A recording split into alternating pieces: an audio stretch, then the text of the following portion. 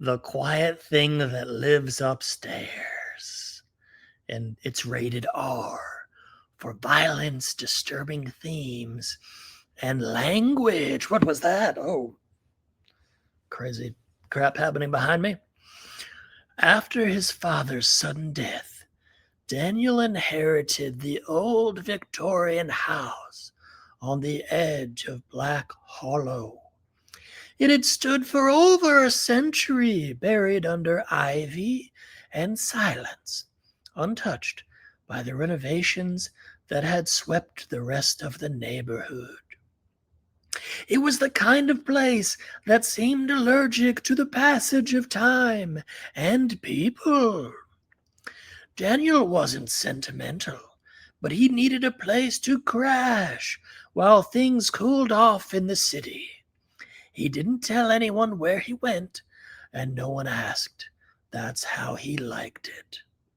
The first night, he noticed the sound. Not a creak, not the groaning of old wood. It was breathing.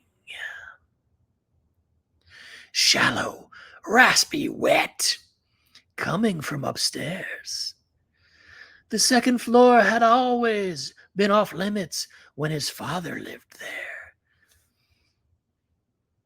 He'd said the stairs were unstable, full of rot, and Daniel assumed it was just an excuse. His father had always been paranoid, constantly muttering about it and the thing upstairs.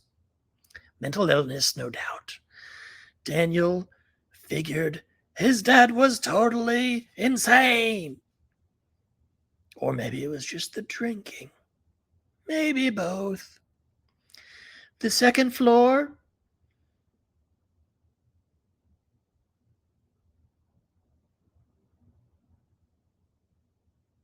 spazzed out there for a minute. The breathing was real. Oh, that's really good.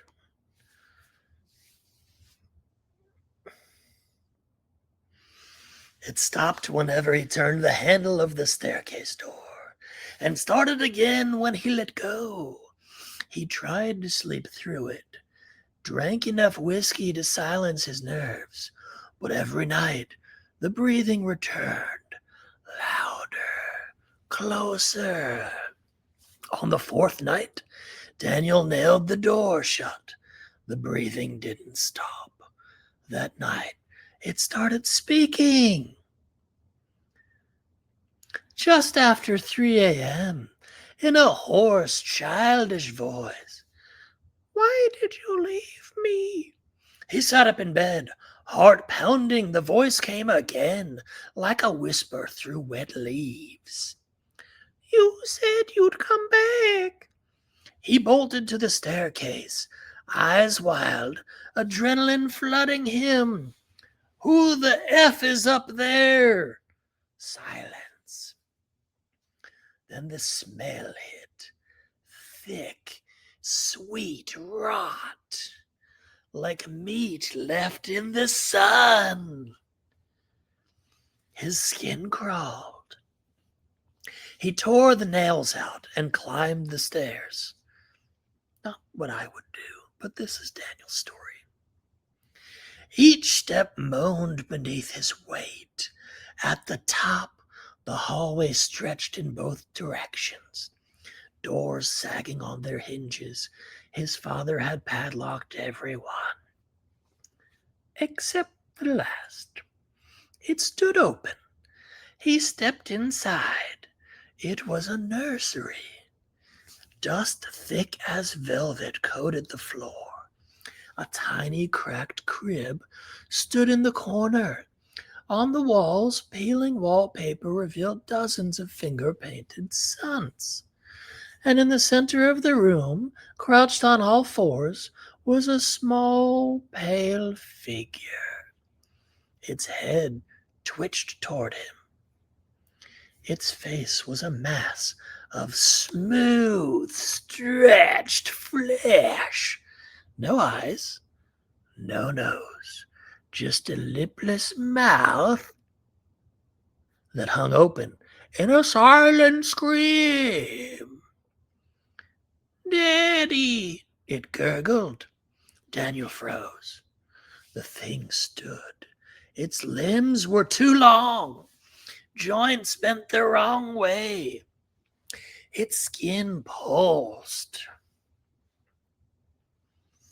"You said you'd take care of me." Daniel backed up slowly, shaking his head. "No, I don't know what you are." The thing stepped forward. "He left me to rot. He tried to burn me, but I stayed, and I waited for you." It lunged. He ran, stumbled down the stairs. It followed, screaming now in 1,000 voices, all children's, all shrieking his name. He slammed the basement door behind him, bolted it, and collapsed in the dark.